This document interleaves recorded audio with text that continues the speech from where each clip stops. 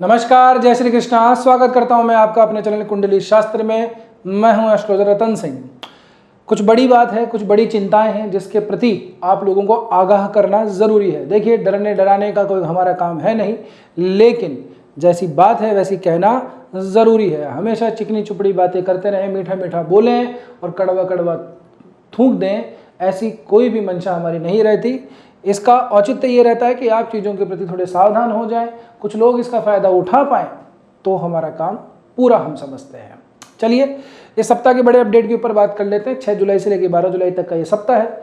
शुरुआत के 7 तारीख आएगी, 7 जुलाई को बड़ा बदलाव होगा आप लोगों के लिए। जो भाग्य भाव के स्वामी बनते हैं बुध, वो अपनी ही राशि के अंदर आएंगे, अपनी ही राशि के अंदर आ तो जाएंगे, लेकिन ये होंगे वक्री। जी हाँ, वक्री, यानी कि ये अभी आप लोगों के लिए दशम भाव में चल रहे थे, ये रिवर्स आ गए हैं, पीछे आ गए हैं। ये लगभग 5 तारीख के आसपास से ही अस्त हो गए थे और ये वक्री तो चल ही पड़े थे 29 तारीख से। अब ये पूरी तरह से मिथुन राशि स्वग्रही होंगे। लेकिन अब यहाँ पे एक समस्या क्या है कि भाग्य अधिपति भाग्य भाव में चला जाए, बहुत शुभ है, बहुत अच्छा है। लाभेश जाकर के भाग्य में बैठे और भी उत्तम बात है, लेकिन भाग्येश का भाग्य भाव में जाकर के वक्री हो जाना, अस्त हो जाना ठीक नहीं है ना। अस्त तो चलो बुध को एक बार के लिए हम छोड़ भी दें, क्योंकि बुध जो है सूर्य की गोद में खेलता है, तो आधे टाइम तक तो ये अस्त ही रहता है, लेकिन फिर भी अस्त तो अस्त ही है। क्या प्रभाव होगा सूर्य के यहाँ पे रहने से? आप लोगों को सपोर्ट तो मिल ही रहा है, काम थोड़ा सा आपकी ग्रोथ की तरफ ही जा रहा है। देखिए, ऐसा नहीं है कि हमेशा हम खराब बातें ही सोचते रहें, जो चीज़ अच्छा हो रहा है उसको भी नोटिस करते रहना चाहिए। लेकिन वक्री बुध कामों में थोड़ा डिले दे देगा, चीज़ें थोड़ी सी देर से होंगी। ये लंबा है सफ़र, कठिन है, डगर वाली बात है, क्योंकि लगभग 21 और 23 जुलाई ये 2 दिन रहेंगे। 1 तारीख को ये मार्गी होंगे, 1 तारीख को ये अस्तता से समाप्त होंगे। तो अभी समय है इस बात के अंदर। बुध का वक्रत्व आपको कामों के अंदर विलंब देगा। आपके जो भी कुछ चीज़ें आगे बन रही हैं, चाहे वो लाइजनिंग से संबंधित हो, चाहे वो आपके बड़े लोगों से संबंधित मीटिंग का काम हो, चाहे आपके करियर से रिलेटेड काम हो, आपके लिए ये जो समय है थोड़ा सा मैं ये कहूँगा कि विलंब का रह सकता है। इसके अलावा कोई चिंता की बात नहीं है। देरी है, अंधेरी नहीं है ना। क्या कहते हैं उसको, डिले है लेकिन डिनाई नहीं है ना।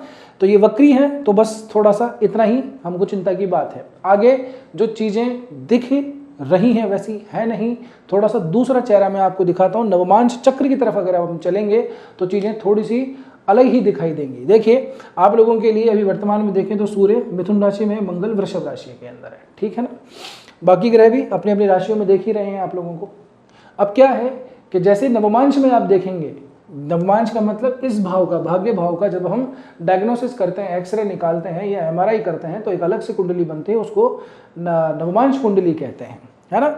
तो सूर्य शुरुआत में अभी पुनर्वसु नक्षत्र के प्रथम और द्वितीय चरण में रहेंगे इस सप्ताह के अंदर। तो सूर्य महाराज जो हैं वो यहाँ पे नवमांश में दिखाई देंगे आपको, मेष राशि के अंदर। और मंगल भी आपको मेष राशि के अंदर ही दिखाई देंगे, क्योंकि ये रोहिणी नक्षत्र के प्रथम चरण में चल रहे हैं। सूर्य मंगल की युति नवमांश में हो रही है मेष राशि में। एक की ये राशि है जो यहीं बैठा है, दूसरा इस राशि में उच्च चुका होता, बली अवस्था के अंदर नवमांश में चल रहे हैं। सप्तम भाव के अंदर आप लोगों के मेन पत्रिका से ही पड़ता है। यहाँ देखो तो एक तरफ शनि, एक तरफ मंगल, देखा जाए तो ये पाप कर्तरी है।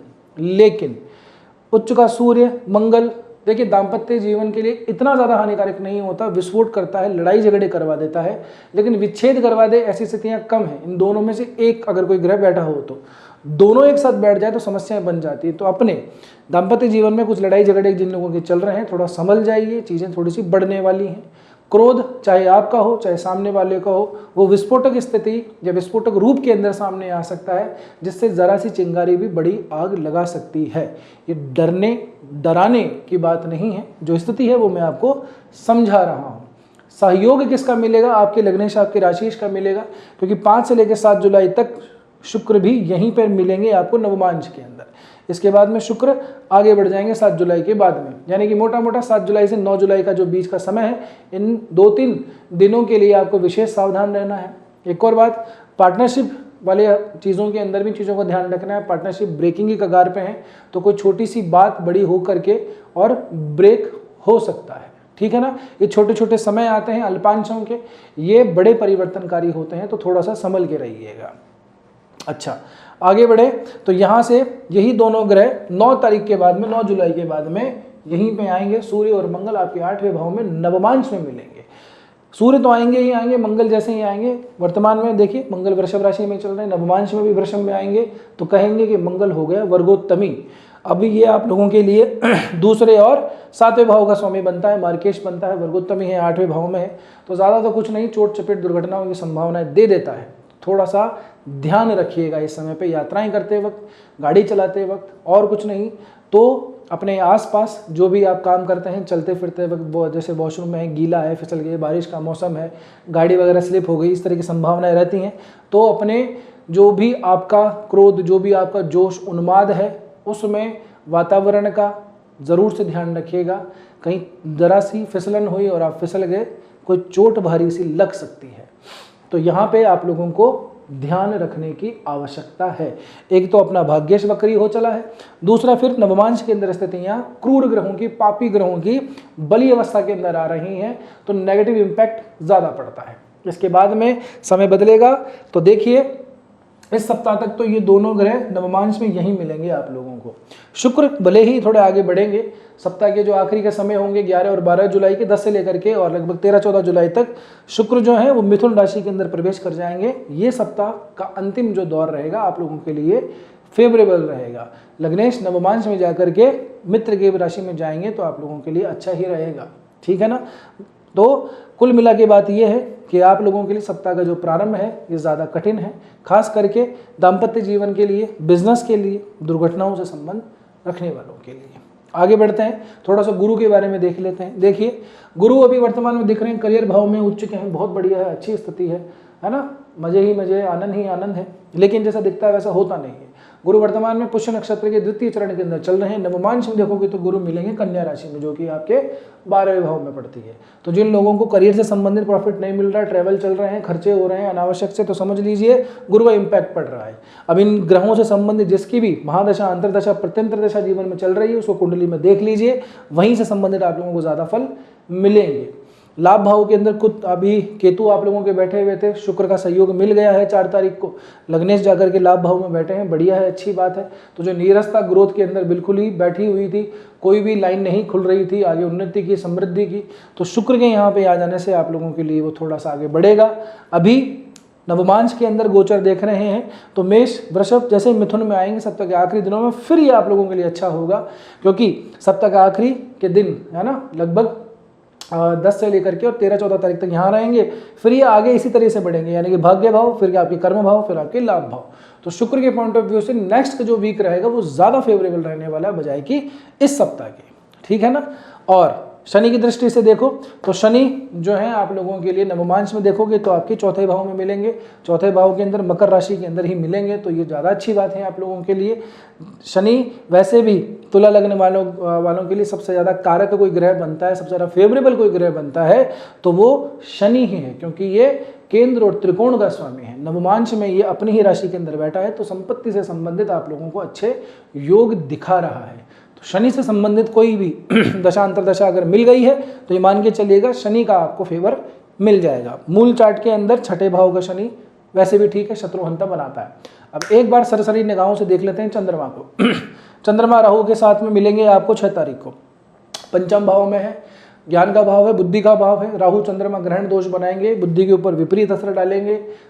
चंद्रमा की दृष्टि से बात कर रहा हूँ, तो यहाँ पे बड़ा निर्णय लेने से बचिएगा। जो भी रिलेशनशिप के अंदर हैं उन लोगों के लिए भी मैं स्पेशली कहूँगा, खामखा गलतफहमी हो सकती है, एक दूसरे पे झूठे आरोप लगाए जा सकते हैं, ब्रेकअप जैसी स्थिति बन सकती है, तो स्पेशली इन दिनों का ध्यान रखिएगा।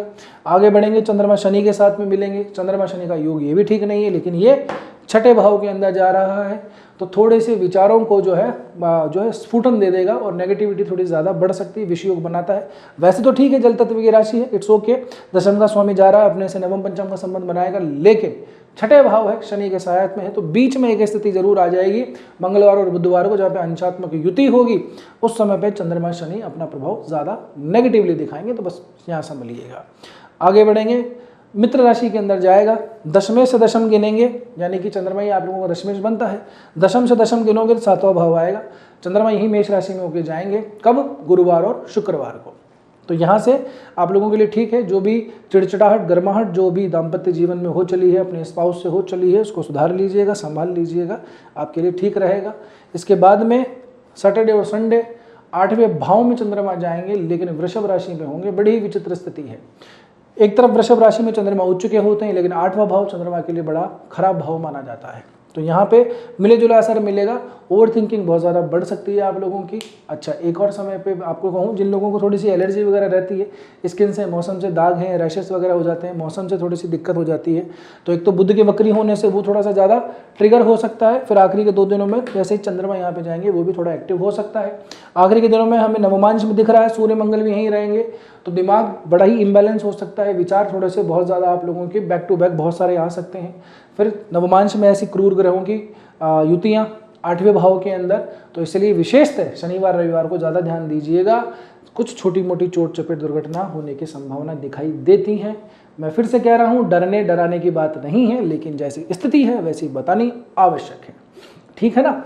बाकी कोई दिक्कत वाली बात नहीं है, सब ओके रिपोर्ट है ना? गुरु के बारे में मैंने आपको बता दिया। राहु है, वो भी आप लोगों के नवमांश में धनु राशि में चल रहे हैं।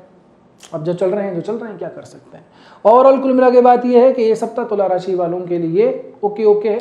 आखिरी के दिनों में जाकर के थोड़ी जो है सावधानी और ज़्यादा हमको बरतनी है। शुरुआत के चरण के अंदर बिजनेस के पॉइंट ऑफ व्यू से एंड साथ ही साथ के अंदर दाम्पत्य जीवन के हिसाब से थोड़ी सावधानी ज़्यादा रखनी है। बाकी ठीक है। अब यहाँ तक पहुँचे हो तो उम्मीद करता हूँ कि वीडियो ठीक ही लगा होगा, लाइक भी आपने कर दिया होगा। अब देखिए जनाब, आपका सपोर्ट, आपका सहयोग ही हमारा मोटिवेशन बनता है।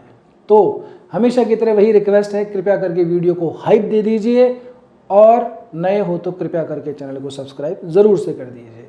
बस आज के सप्ताह के लिए इतना ही। मिलते हैं अगले वीडियो में, तब तक के लिए स्वस्थ रहिए, मस्त रहिए, अपना और अपनों का ध्यान रखिए। जय श्री कृष्णा, जय श्री राम, हर हर महादेव, जय गौरी शंकर।